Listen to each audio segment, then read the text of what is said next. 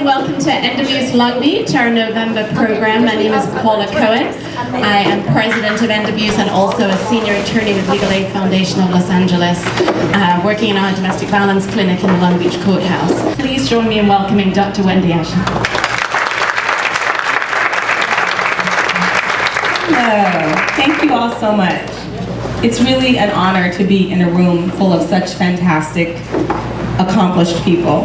And April, you said way too much. All right, so power and privilege in trauma work. Big subject, yes?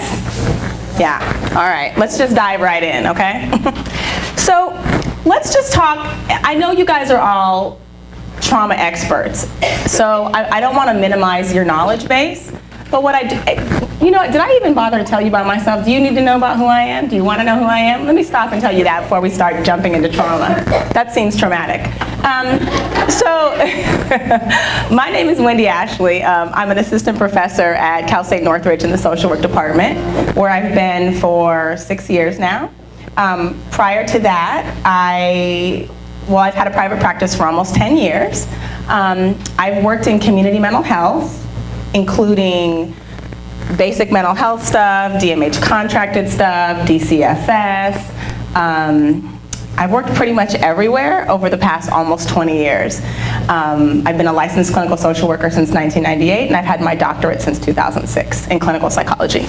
That's a little snapshot about me. And what I will tell you is that I think part of what makes me somewhat credible to talk about this subject is because I don't know that I have ever worked with anybody that didn't have trauma in their history, right? Like, I don't know, and the other piece I think that so inspires me and activates me like a lunatic is the fact that I don't know that in social work, in my graduate program, whether it was my social work master's or my doctorate, I don't feel like we talked about trauma enough. Do you guys feel like you got enough dialogue about trauma in school? We don't talk about it enough, right? So as much as possible, I think we need more training and more dialogue specifically about this subject. So let me dive in for real now.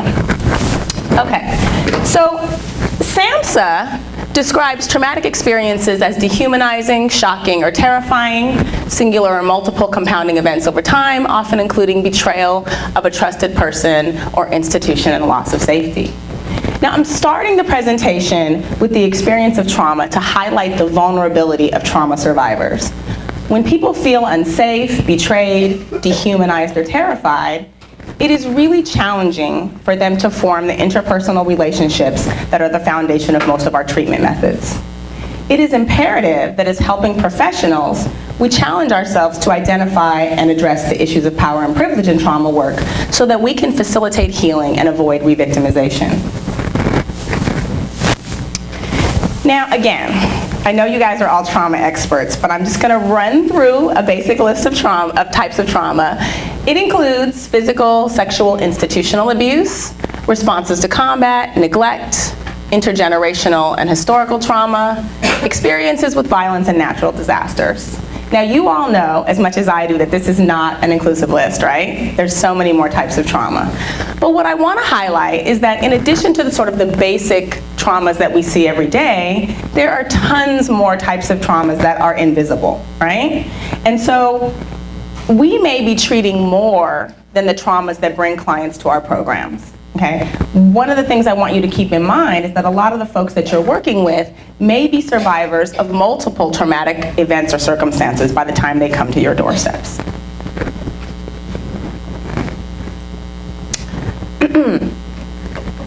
So I struggled with this slide because I know that you guys all know about trauma, and I know you know how pervasive it is, right?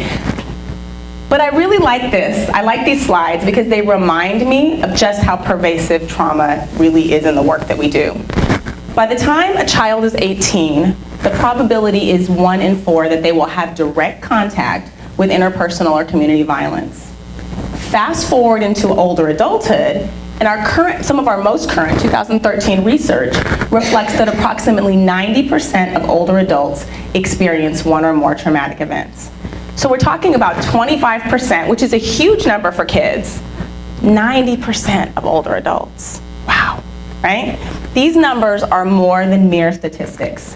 What they tell us is that no one remains unscathed by traumatic events.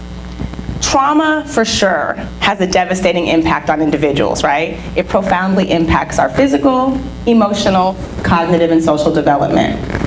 But the other part that I think we forget about is that survivors' experiences directly impact their families and their communities. And as helping professionals, you all can, I'm sure, attest to the fact that we encounter an abundance of trauma in our work. What that means is that everyone is touched. You with me so far? Okay, good. I know it's a little sobering, right? So, I feel, and maybe you don't feel like this, but because I've been a practitioner for so many years, oftentimes, historically, and even now, and I've had plenty of experience, I feel like sometimes when I sit in a room with a trauma survivor, I feel like I'm at a crossroads. Like, what am I gonna work on, right? There's probably like 27,000 things I could start with. Where do you start? And I think one of the pieces that's the most terrifying for many of us is that the direction that we choose, any of them, could be the wrong direction. We have the potential to harm clients and maybe even get hurt ourselves. Scary stuff, right? Especially with a population that's so vulnerable. So the question we ask ourselves is, where and how do we focus our attention? Okay, there are many competing concerns when we sit across the table from a client, especially one that's a trauma survivor. Do we focus on the client? Do we focus on them and their narrative and their story? Do we focus on the trauma itself? Do we want to figure more out? Do we want to hear the story? Do we want to know more about the trauma itself? What if, in this whole process, we get activated by the client's narrative? Do we focus on our own internal process? Or do we focus, is the best approach to focus on the interaction of all of these dynamics, the process? Anyone have any ideas about which one is the best way to go about it? You all know it's a trick question, right? Does anyone have a preferred way of starting? We start with any one of these? You don't want to answer? Yeah. Yes, you can answer. It's a good answer, April. There is really no answer, but it's a good answer nonetheless. The client? Where the client is at. Where the client is at. Good, good, because you're leading right into my next slide. Thank you. So you can't really see this all that well. Can you see it sort of? This is equality versus equity. These are little people sitting on a box. This person can't see. More boxes over here, you see that? All right, so part of figuring out where we start involves determining where your clients start, thank you very much, when you begin treatment. Power and privilege allow clients to have a more or less favorable position, which directly impacts the effectiveness of your work. Most treatment models, at least any of the ones that we would use, promote equality, right? You would all agree with that, right? We're looking to have sort of an equal playing field. However, as the graphic on the left indicates, equality is only effective if everyone starts from the same place. Previous trauma, marginalization, and basic differences create barriers to treatment efficacy.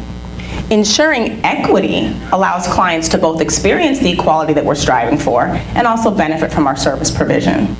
Today, I'm going to provide you with some tools to assist you in identifying and addressing power and privilege while promoting equity in your practice. You ready?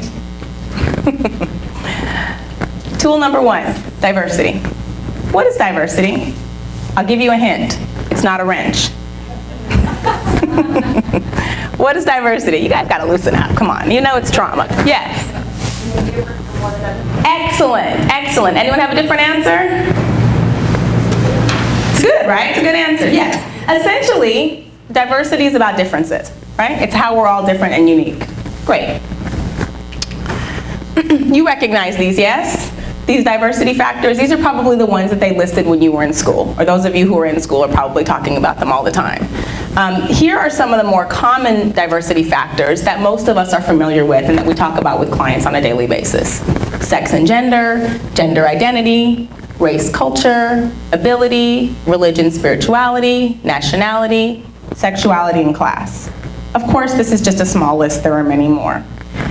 Keep in mind that some are visible, others are invisible, and each have multiple terms to describe individuals within each category. But you all are familiar with these, yes? All right, good. That's a good place to start.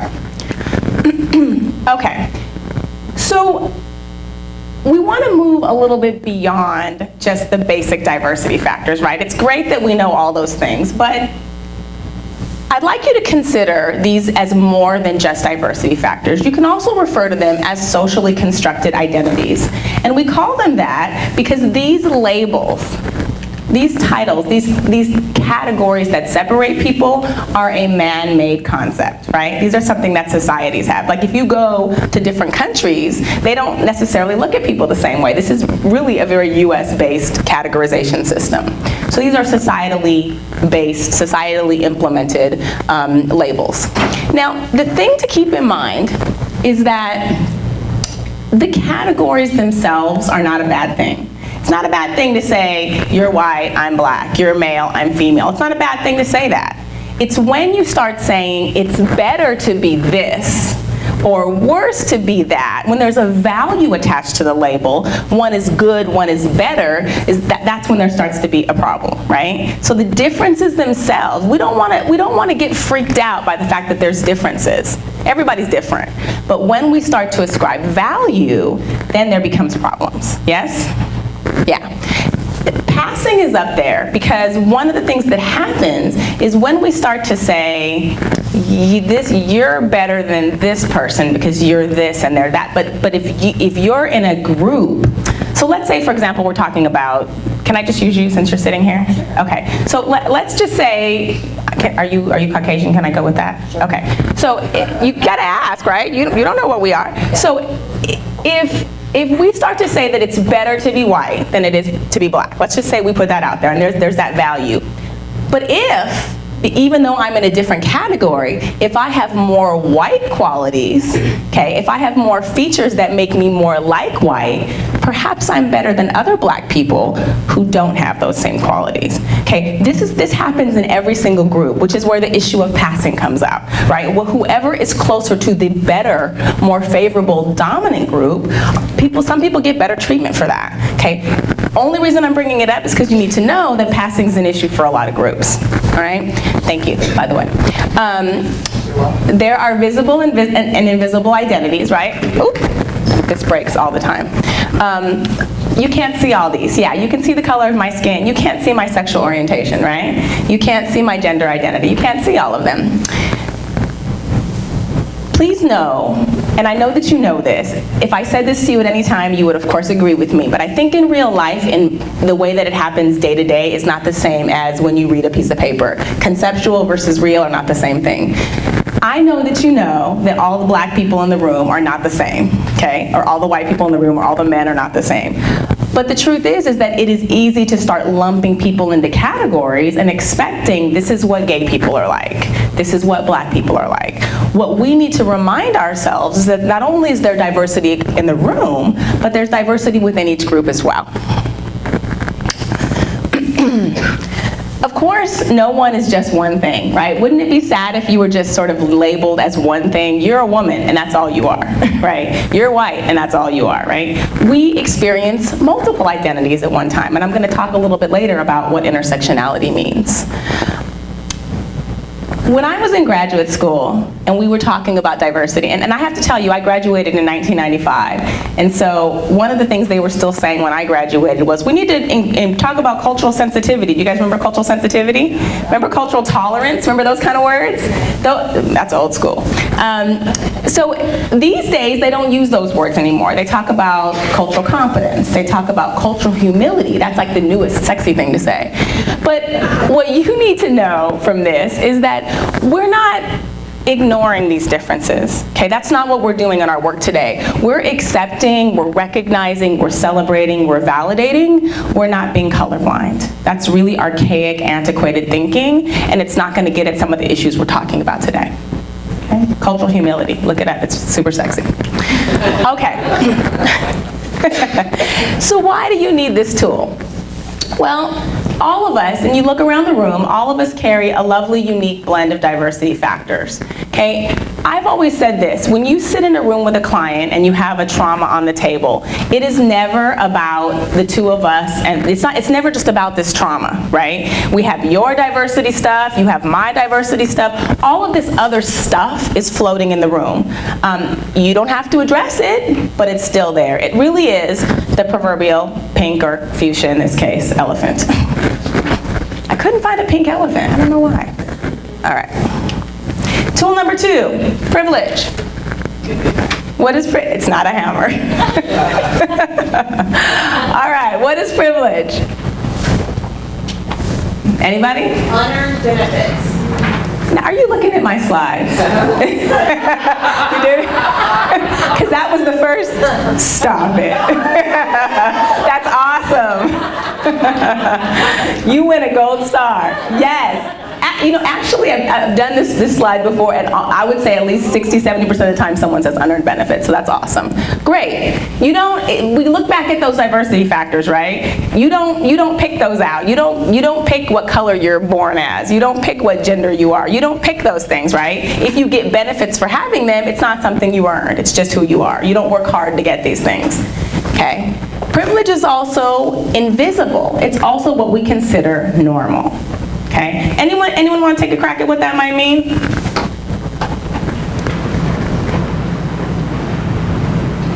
Yes. It's so dominant that people don't recognize it as, it's like background noise, it's there all the time. Or yes. One person explained it as privilege is like those automatic doors that you walk up to and they automatically yes. open, and privilege, people activate those, and if you don't have it, the doors are there. That's fabulous. I love that explanation. Yeah, it's almost like it's so ingrained that we don't even think about it, right? I love that we're in the Jewish Community Center, because one of the examples I use to describe this is the fact that I work at a university, right? And we celebrate all of the Christian holidays. A ton of people aren't Christian, yet it is sort of expected that this is everyone's holiday, when in fact it's not a lot of people's holiday, but it's so ingrained in our culture that these are the holidays that we don't necessarily realize that we are, those of you that celebrate it or enjoy it are experiencing Christian privilege. Thank you for that. Now, these are, the privilege is based on those same diversity factors, those same socially constructed identities that I talked about earlier, right? All those lovely boxes that I talked about. Now, as a group, people get benefits, but they also receive individual benefits as well. Has anyone seen the video Freakonomics?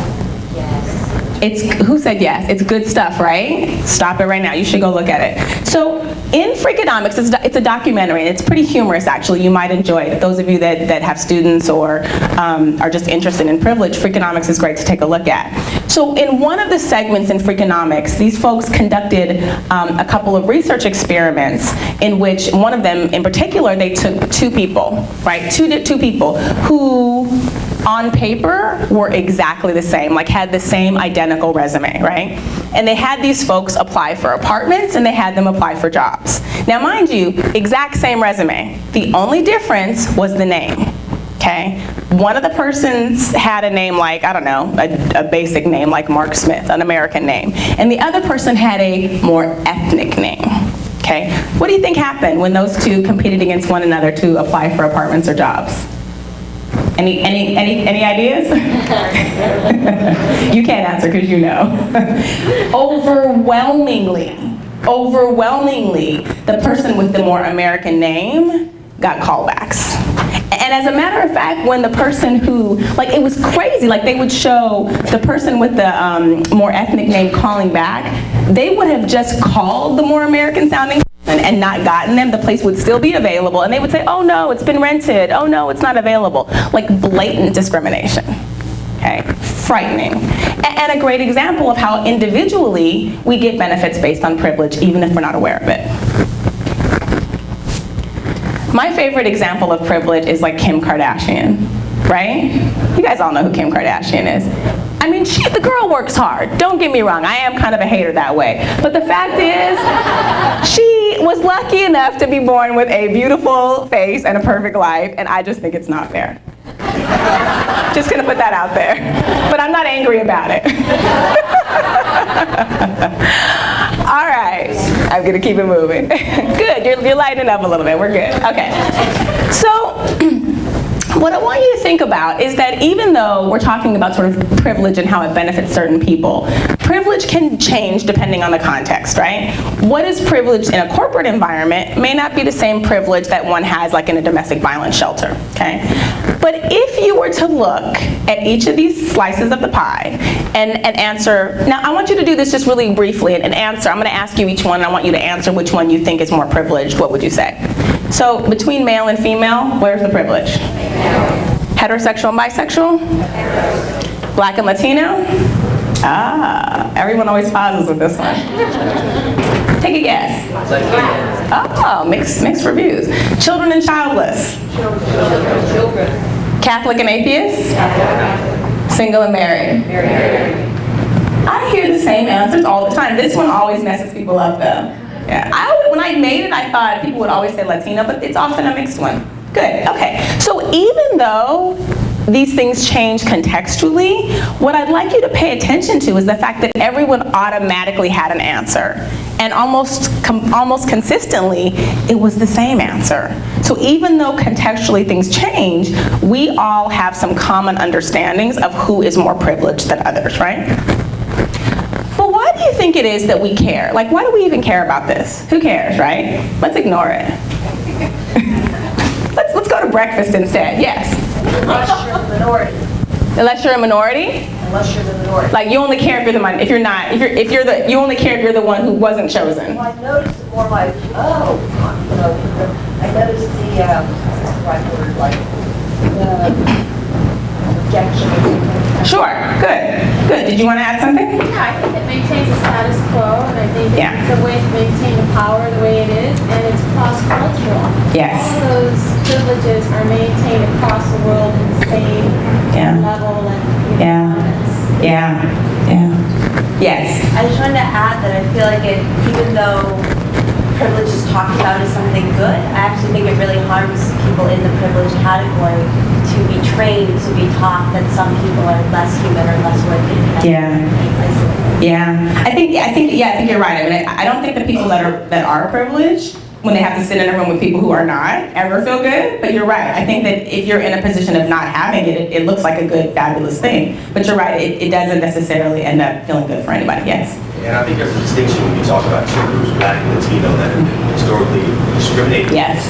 And I think the differentiation is between privilege and attention. So in the 1960s, the Black vote was a swing vote, and so we got a lot of attention from both the Democratic and Republican parties, so civil rights legislation. Now you fast forward to 2013, I would say African Americans probably have more privilege than a lot of our Latino brothers and sisters, but they get more attention now because the issue is an opportunity for them to be a swing vote, so it's moving a political agenda. Right. So privilege, between privilege and attention, particularly for discriminated groups that are historically discriminated against, it's a little bit more subtle. Yeah. Well, and I appreciate you saying that because I think there's a political sort of leaning that you're talking about, but I also think you're bringing a historical trauma piece to it too, which I think adds a different level of complexity. So thank you for that.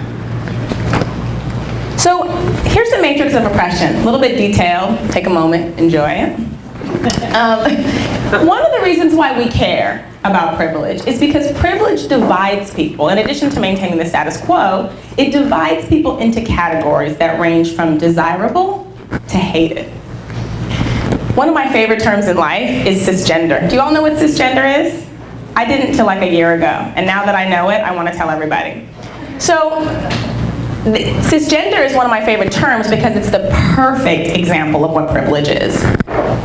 So the term, we all know what transgender is, yes? When someone has a different gender identity than what their born biological sex is, right? So the term transgender was coined somewhere between the 60s and the 70s, okay? Not long time ago, but long enough ago. Okay, the term cisgender was not, it wasn't that long. I was alive, okay, stop it. The term cisgender was not coined until 1995, 25 years later. Okay, cisgender means gender congruent. So cis means on the same side of, trans means on the other side of. So essentially, if you are congruent with the gender that you were born in, if you are congruent internally and externally, then you are cisgender. Now the reason this is a great example of privilege is because those of us, talk about invisible and normal, right? Those of us who are cisgender didn't even think it was necessary to come up with a word that described what was normal. We just want to label the deviant ones. That's some deep stuff, right? Isn't that deep? Like we just assumed that we didn't need a word to describe this. We just need to describe the ones that are different. That's some serious privilege. All right, so this matrix of oppression is good time in my book because it illustrates the insidiousness of privilege. What privilege does is it takes people in every socially constructed identity category and really puts them in a continuum from the more privileged to the invisible to the targeted social groups. And it actually is also quite helpful because it lets us know the ism that is associated with each of the groups. And there is no social identity category without an ism. I love this. I'm all about the animations. All right. Another consequence of privilege is that it bifurcates people into two groups. And this is what you were talking about a few minutes ago, that it bifurcates two people into two groups, dominant and subordinate. And I think your point earlier was a really good one in that membership in either group is not comfortable. Okay, nobody wants to raise their hand and say, yeah, I'm a member of that group. Do you know which group you're in? Do you know? If I went around the room and asked you, do you think you'd know? Yeah, I think a lot of us are in both, but don't jump ahead. We're gonna get there. You're right, don't tell anyone. All right, so here are some common characteristics of those in the dominant group. Those in the dominant group often have greater access to power and resources. Folks in the dominant group make the rules often and define what is normal, what is right, and what is the truth.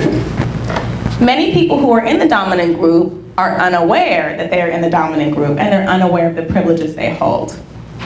And they are less aware about the uninclusive and discriminatory treatment of those in subordinated groups. So oftentimes the response, and again, this is not people's fault, they're not being jerks, but it's when told about others' treatments, they're genuinely surprised. Who knew? It's not your experience. Okay? Now, the subordinate folks, on the other hand, have a different experience. Okay? There's less access to power and resources. They're often seen as less than, inferior, or deficient. They have their truth and experiences questioned and often invalidated. And many struggle with finding their voices and speaking up to challenge. Again, it's pretty hard to speak up to challenge when you feel like you're either going to be questioned or you're deficient, right? Very different positions to live in. Now, why is this important to our work? I'm getting there. Bear with me. This is critical to our work because continually being in a subordinate position often results in some pretty undesirable emotional experiences. Okay, specifically shame, hypervigilance, and withdrawal. Despite the best of intentions, helping professionals can perpetuate a dominant-subordinate dynamic in treatment, potentially re-victimizing the people we are trying so hard to help. Know that survivors who feel like this are not likely to express this. Instead, what you're going to see behaviorally, or what you might interpret, are people at best who are uninterested, and at worst who are hostile or resistant. That's what it looks like. Okay.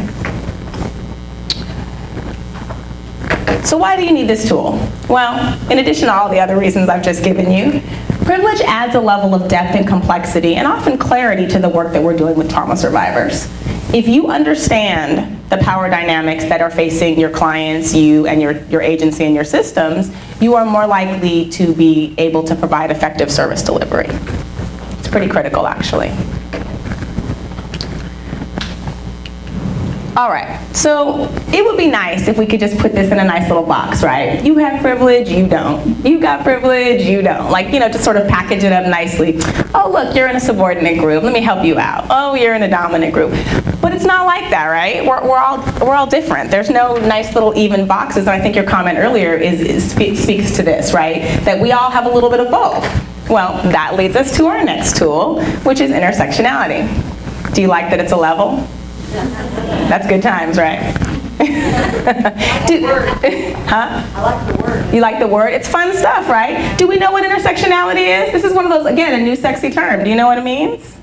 Anybody? It's new stuff. This is progressive stuff. You guys are on the cutting edge. Horrible, horrible lighting with my slide. So intersectionality is the premise that people live multiple layered identities derived from social relations, history, and the operation of structures of power. So kind of what you were talking about, sir, here in the front, a little bit earlier when you talked about the Black and Latino history, this is a piece of that. Okay? The other thing is to keep in mind is that people are members of more than one community at the same time. So we can simultaneously experience oppression and privilege, okay? So no one is walking around like, I'm the king of dominant status. Nobody has that, okay? Many of us are a little dominant, a little subordinate. If you are one of those people, let me shake your hand. But most of us have a mix of both, which means that you don't get to walk around celebrating, nor do you get to walk around, well, you may walk around struggling, but typically we have a little bit of both.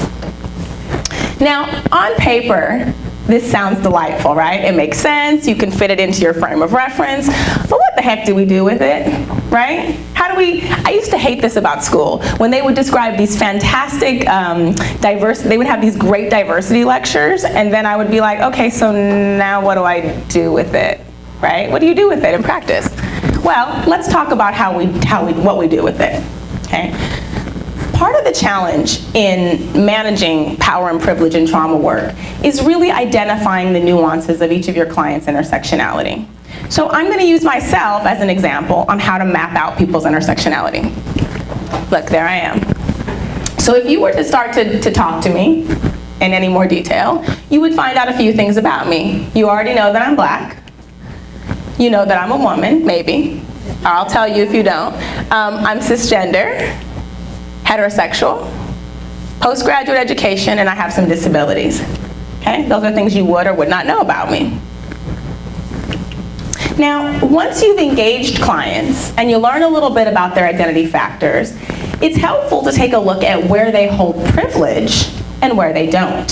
So let's go back. A second look at my same factors under the magnifying lens of privilege would inform you that I experience privilege as a cisgender heterosexual person with a postgraduate education, right? You could probably play with that and figure that out. However, I also experience subordinate status as a Black disabled woman. Now, that's lovely. There's 3 of each. Do they cancel each other out? I'm a 0? No, it doesn't really work that way. As a treatment professional, what do you do with this, right? It would be easy to say, okay, Wendy, you're Black, let me start helping you there. Or you're a woman, let me start helping you there. But how do you know where to start? Again, I feel like we're back at the crossroads again, right? Well, that's why this little slide is here. Again, the whole purpose of intersectionality is that it is a lens that we use to view our clients more clearly, okay? So making sense of intersectionality requires that we inquire about the individual significance of the person's identity factors and how they have experienced power and privilege in the past.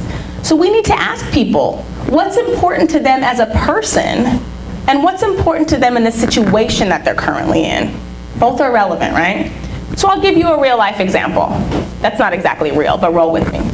So let's say I come to you as a woman who's an intimate partner violence survivor, okay? That's how you meet me. I say, hey, I've been through this violent situation with my partner. And in the context of our dialogue, you find out that it is super, super important to me to be perceived as a strong woman, okay? And perhaps because of this, I'm carrying a great degree of shame because being in a violent relationship makes me feel very much not like a strong woman, right?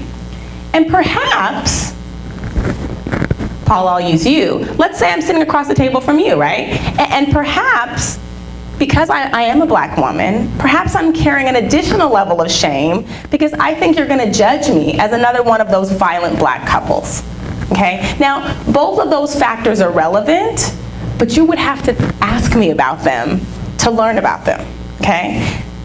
How these various factors impact me as a person, how they impact my experience of trauma, and how they impact my interpersonal interactions with you changes depending on the person and the circumstance. So my point in this is that you have to ask about them. You have to ask about them again and again and again. What are the factors? Where is the privilege? How do they impact the person in how they identify and the specific situation? Make sense? Good. If it doesn't, we'll come back later with questions. Okay, so why do you need this tool? Pretty clearly, but working with survivors is tough. People don't necessarily do things in a specific order. So sometimes survivor behavior is puzzling, frustrating, and irritating. If you consider intersectionality, not only does it help us make sense of why people do some erratic stuff, but it also allows us a little room for empathy. And empathy is so critical when we're balancing trying to bear witness to someone's trauma in addition to empowering people to regain control of their lives. That's a tough task, isn't it? Tough. Okay, tool number 4, process. Some of you been out of school for a little bit? Me too, it's okay. You remember process? You guys are good. I'm gonna give you a little reminder course in case you'd forgotten, or you're students and you're just learning about this stuff. So remember, if content is the what, right? You and I are talking about my trauma, right? It's the content, right? It's the what.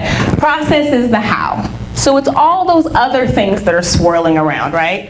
What is conveyed implicitly by the nuances of language? How things are delivered and how they're received. Am I screaming them? Am I whispering? It's body language, it's tone, it's volume, it's the emotion conveyed in someone's words, it's the meaning attached to the content, okay? It's the defenses, it's all the other hidden stuff that's part of people's exchanges and communication, okay? If you are going to do good trauma work with your clients, you must do both, okay? You can only go so far repeating someone's narrative over and over again. You've got to get at both. So, how are we putting these tools together for critically analyzing situations with clients? First and foremost, we want to be asking ourselves and our clients, how does this trauma survivor see the world and the problem presented, right? What was their lens like before the trauma, and how was it impacted by the trauma? Okay, how do we see the world and the problem presented? Because again, there is more than one set of lenses in the room. There's the client's, and there's yours. And you are part of this, so how do you see the world? How do you see the problem on the table? And then how do they interact? How are the two of you talking? How are you communicating? Is there hit and miss? How is that working? What is the process? Super, super important.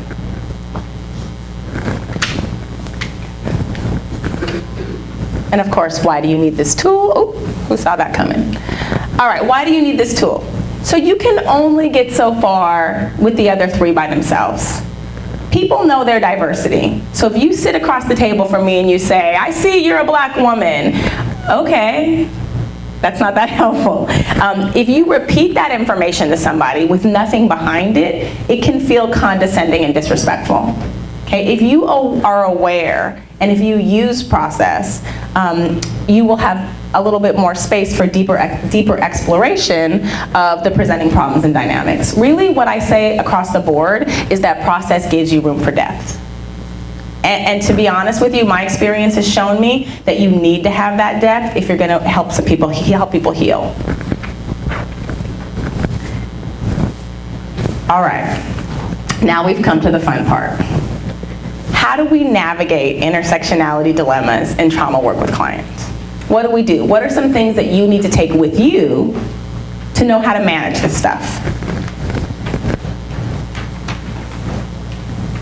Number 1, be aware of your own biases. Take a good hard look at yourself. You know, one of the things I've learned over the years is that clients who have similar intersectionality factors, that same little pretty picture of me, who have similar intersectionality factors and similar traumas, really activate me and cause my lens to be inaccurate. When I'm working with clients that are so much like me, it's really easy for me to forget that I'm helping them, and I slide into their hopelessness and discomfort. So awareness of your own biases requires that you are consistently checking in with yourself and asking, what activates me? What are those things I need to prepare for? And what impacts my lens? Please know that your own power, privilege, dominant, or subordinate status can complicate the lens that you use to view clients with. Okay, it gets scratched, you guys. It gets sturdy. You need good supervision, you need good consultation, you need good friends, and vacations. All super important. Number 2, pay attention to the content and the process.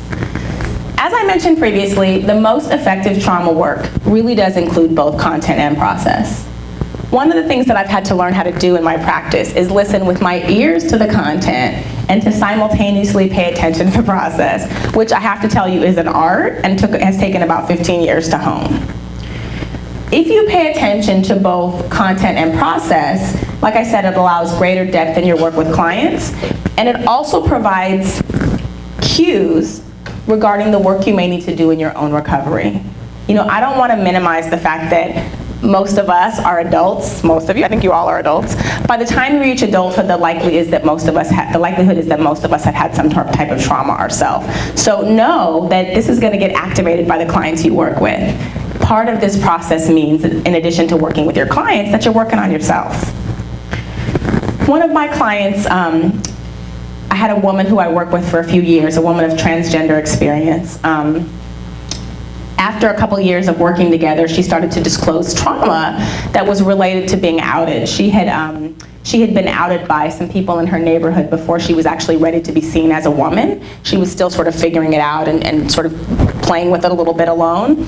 And so she was talking about it, and as we were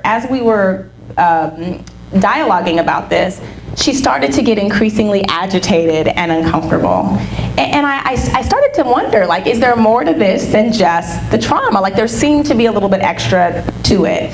And so I commented on the process, and she denied it and denied it and denied it again.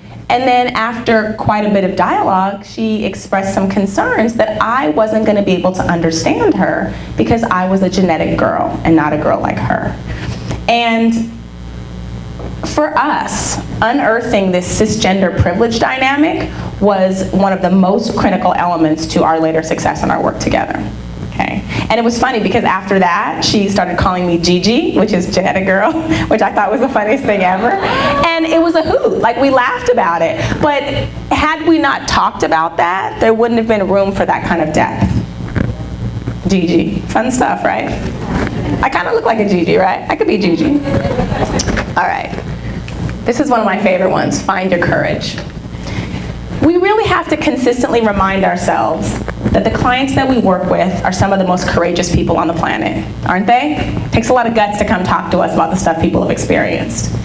If you want to continue to have empathy and respect for their experiences, work to access your creativity and courage in your practice. Have the courage to ask for help. Isn't it hard to do that? Some of you have been practicing for a lot of years. The longer you do it, the harder it is to ask for help. For the last, I don't know how many it was, in the last 5 or 6 years, I was a member of a consultation group of licensed professionals. And I want to put this out there that I've been practicing for almost 20 years, so I kind of feel like sometimes I know what I'm talking about. But I had to sit in a room full of very competent, licensed clinicians and admit that I didn't know what I was doing. And it was probably the most shaming, humbling, intensely amazing experience of my career. Like, I am 10 times the professional that I was when I started that group because I had the courage to ask for help. Please know that it takes courage to inquire about power and privilege. This stuff is not easy to talk about. It's not easy to talk about even in here, okay? You could be wrong. You could bring it up and you could be totally wrong about it, right? Clients could get super offended and angry. You don't know how people might respond to this stuff. But what I have found is that the more you do it, the easier it gets. And if you're wrong, it's okay to be wrong. It's all right to be wrong. Sometimes you're right, and clients aren't really ready to deal with the issues, and sometimes your intuition is just off. What I have found is that when I show courage, and I'm willing to confront something I think I see and honestly be okay with being wrong, clients respect the courage that I've shown. And if you're accurate, which you may be more times than you think, the work will shift and deepen significantly.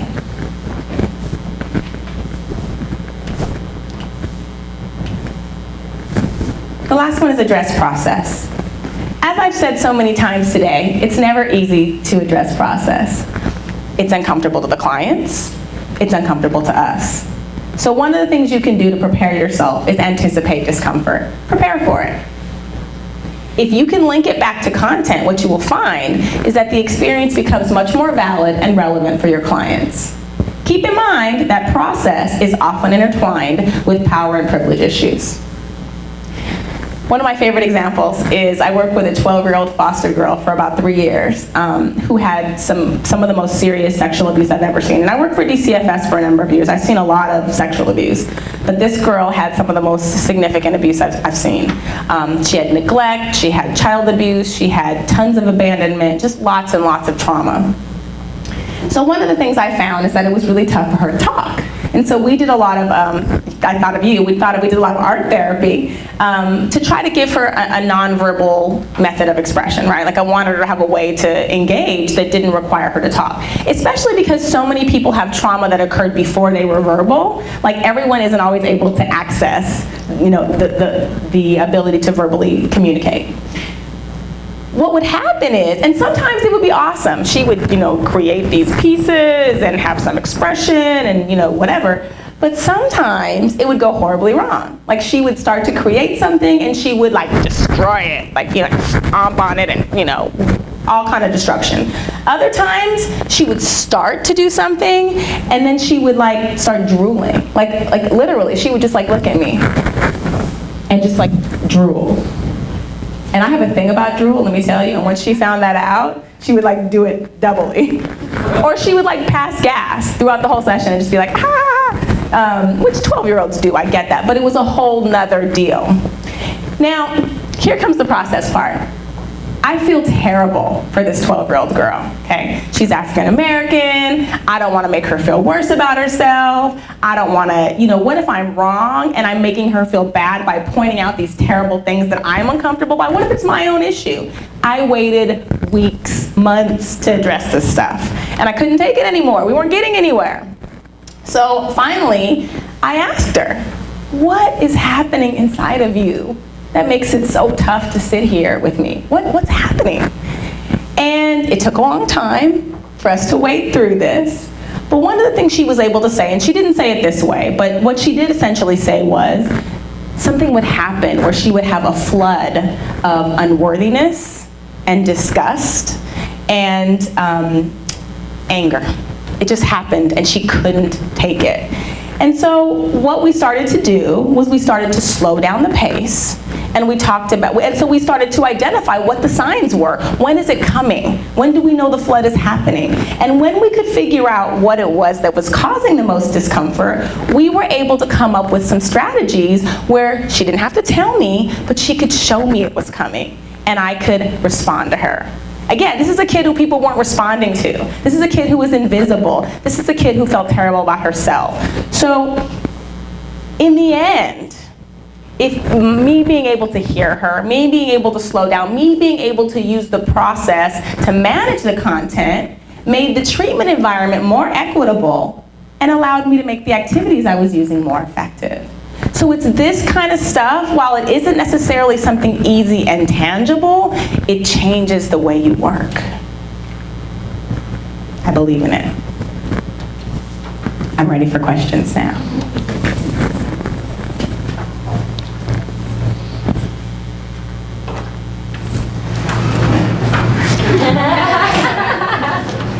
Are you all traumatized? Are you still with me?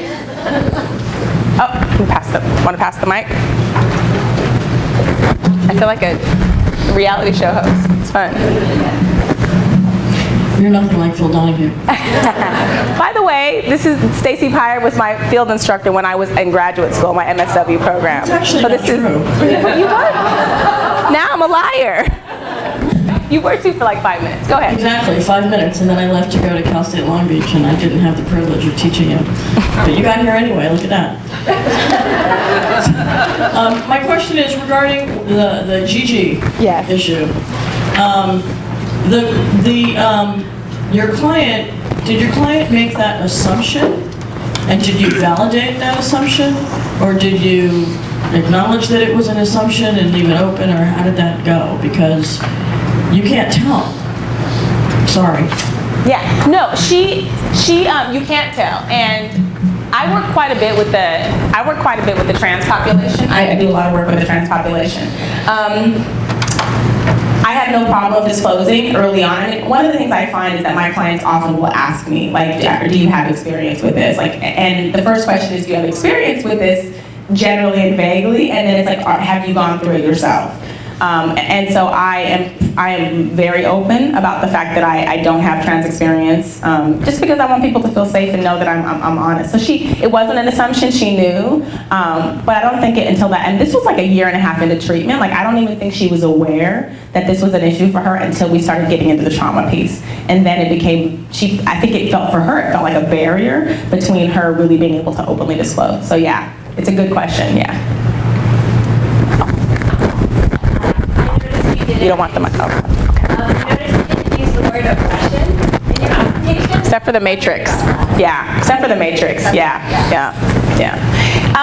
You know, it's a great comment. I struggle with, this is a heavy subject. And so, not that I'm trying to dial it down or dilute it in any way. I feel like the more words I use that are tough for people to sit with.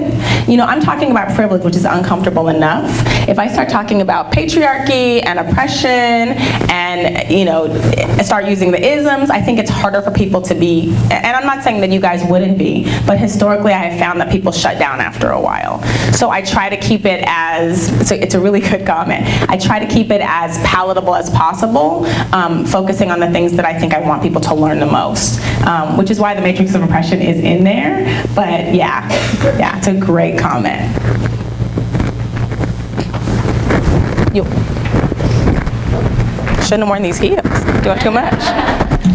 My question is, how would you recommend we handle or respond to a situation if we observe inferred privilege, whether it be man to woman or something like that, not with our clients or our customers, but in our social dealings? Like just yesterday, now that you've pointed this out, I'm thinking about, oh, that was what thing was going on yesterday. Yeah. And it wasn't with a client or a customer. Any suggestions, you know, do we take on this Gigi personality and have some cute way to say, you notice that was a put down. Yeah. Any suggestions in just our own lives? How dare you ask that? You know, it's a great question and a tough one for me. And I'll tell you that one of the things that I have learned in my practice is that people often learn how to address things. I mean, first of all, I've said this a million times today, but addressing power and privilege stuff is not easy anywhere. And many of us have a harder time doing it in our personal lives than we do in our professional lives. And so many people develop skills on how to do this professionally long before they can do it in their personal lives. I personally have a really hard time dealing with this stuff in my personal life because all of that oppression stuff, all of those isms set me off.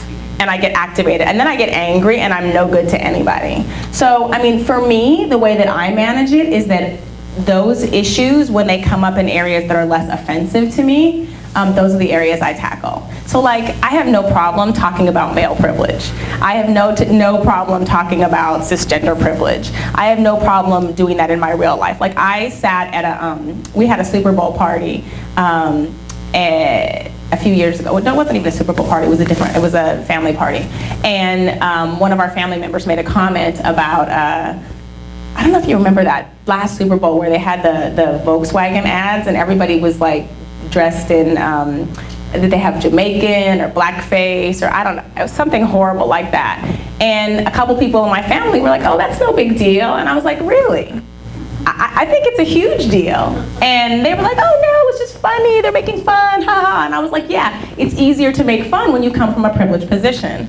And then of course the party was like, wah, wah, and nobody else was having fun anymore. So those kind of things I'm okay with, like, but I think it's a great question, because we want to be able to talk about this stuff, but you have to know that, like, you're going to be the person that doesn't get invited to parties anymore if you always want to do this. I have a colleague who, like, literally you can't sit in a room with him and he'll be like, you know, you need to own your male privilege.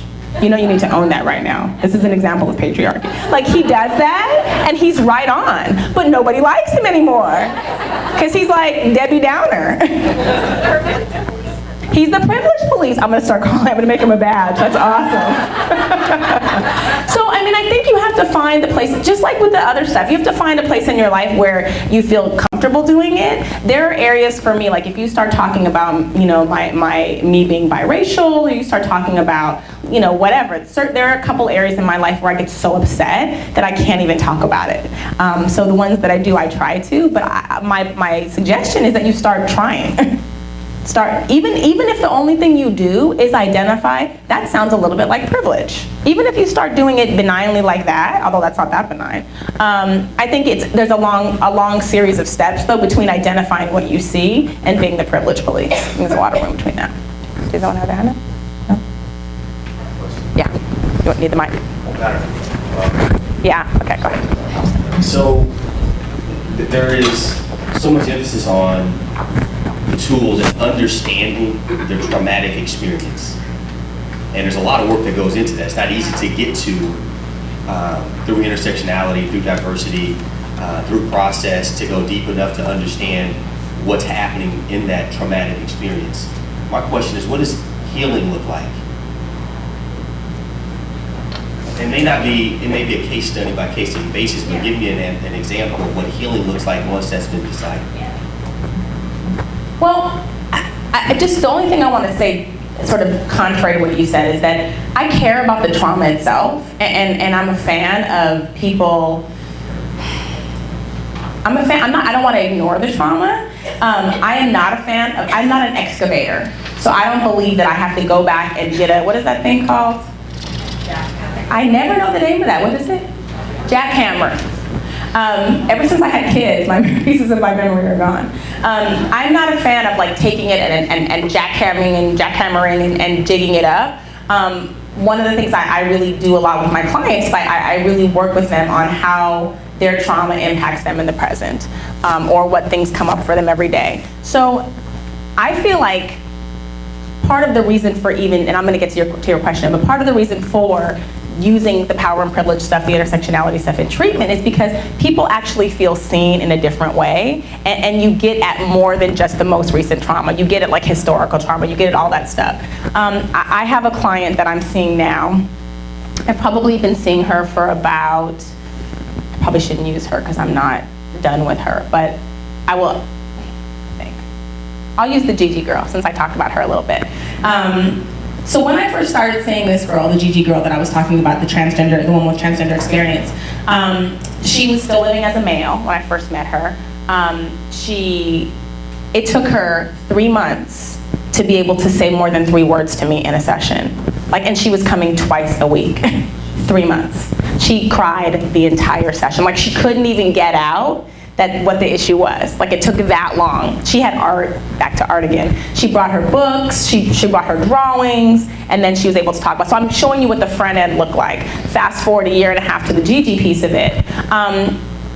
And really, to be honest with you, what the treatment looked like was really the stuff we're talking about today. Looking at where this person who was walking around in a life where she was a she was a man, she had tons of male privilege, she was an attractive man, there was attractive privilege, there was tons of privilege, to go to someone that didn't feel like they could pass, to feel like that they were going to be looked at differently. There was so much, to go from being heterosexual, because again, as a woman, this client dated women. So this person was heterosexual and then went to being lesbian. So all of these shifts in privilege went from being a man to a woman. All of these shifts were significant. So we did a lot of work around like how vulnerable and scared she was. And I have to tell you that the healing took place in really small steps. Like I counted it as a victory when she could sit in a session and make eye contact more than once with me. I counted it as healing when she could talk to me about how scared she was, you know, and what warmed my heart was we worked together for probably about 3 years. And you know, you guys know that the level of suicide in the LGBTQ community is really high, right?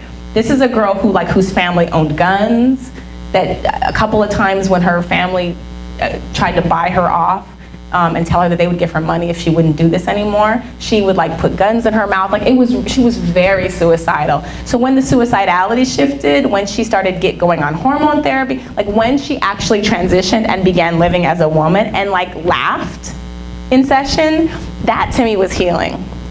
And I wasn't making miracles, friends. There was no miracle. I'm not a miracle worker. What I was doing is I was sitting with her and I was looking at her and I was acknowledging these elements that she had nowhere else to talk about. So that to me is what healing looks like. It looks like when people can laugh again. It looks like when the trauma doesn't consume someone's life, that they actually have a little bit of a life. Is that helpful? Okay, good. That's what it looks like to me. Thank you. Thank you.